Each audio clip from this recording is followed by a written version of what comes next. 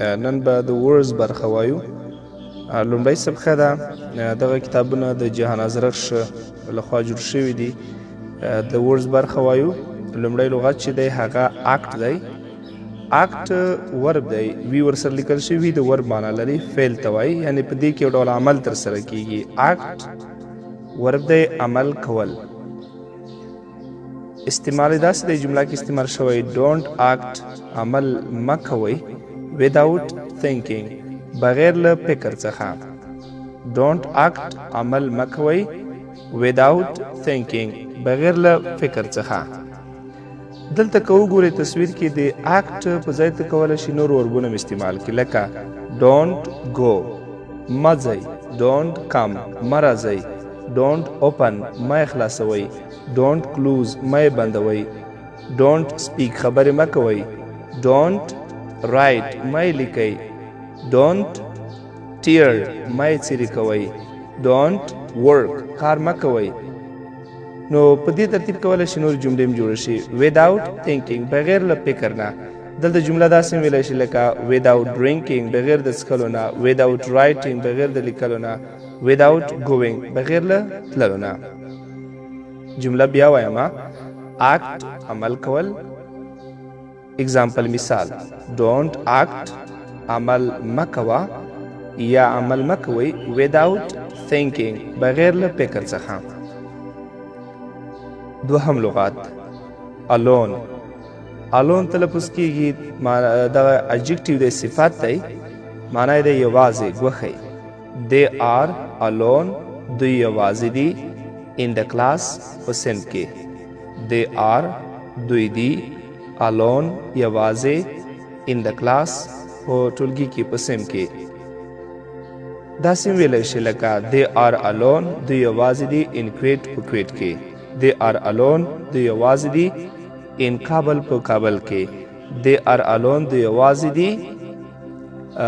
in the shop، په دکانه کې. دا رقم ته جملې نور جوړولی شي. جمله بیا وایم. alone، یوازې. they are alone in the class، دوی په صنف کې یوازې دي. after life، ناوندی، له مرګ وروسته ژوند. after life، له مرګ وروسته ژوند. we are Muslims، موږ مسلمانان یو. and we believe، او موږ عقیده لرو. after life، له مرګ وروسته ژوند باندې. we are Muslims، موږ مسلمانان یو. and we believe، او موږ عقیده لرو. after life، له مرګ وروسته ژوند باندې. believe، عقیده لرلو ته وایي. after life، له مرګ وروسته ژوند. دغه مسلمز په انګلیسي کې مسلمانان مسلمز تلفظ کی، مسلمز. اټراکټیو، اټراکټیو adjective دی، معنی ده په زړه پورې. your picture is very attractive، ستا تصویر ډیر په زړه پورې دی. your picture is very attractive، ستا تصویر ډیر په زړه پورې دی. داسې ویلی شي لکه your car is very attractive، ستا موټر ډیر په زړه پورې دی. this book is very attractive، دا کتاب ډیر په زړه پورې دی. جمله بیا وایم. attractive، په زړه پورې. your picture is very attractive، ستا تصویر ډیر په زړه پورې دی. away، away اډورب دی، قید دی، معنی ده لرې. just go away، فقط لرې لاړ شه. just go away، فقط لرې لاړ شه. and leave me alone، او ما یوازې پرېږده. لکه کله چې مطالعه کوي او یو کار باندې لګیا وي، یو څوک درته راسي مداخله کوي، ته ورته ویلی شي لکه موږ تاسو ورته وایو پښتو کې چې لرې ورک شه رانه. just go away، لرې ورک شه. and leave me alone، او ما یوازې پرېږده. just go away، فقط لرې لاړ شه. and leave me alone، او ما یوازې پرېږده. aware، aware adjective دی، صفت دی، معنی د خبر. لکه آګاه وي، یو سړی په یو څه باندې خبر وي. دې ته نه وایي لکه تلویزیون کې چې کوم خبر راځي. aware خبر. he is well aware of the problem، هغه له ستونزې ښه خبر دی. he is، هغه دی. well aware، ښه خبر. of the problem، د ستونزې څخه.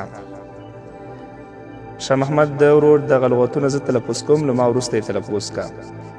act، act، act. alone، alone, alone. Afterlife, afterlife, afterlife. Attractive, attractive. Away, away, aware, aware. راځو جملې تلفظ کوس. Don't act without thinking. They are alone in the class. We are Muslims and we believe after life. Your picture is very attractive. Just go away and leave me alone. He is well aware of the problem.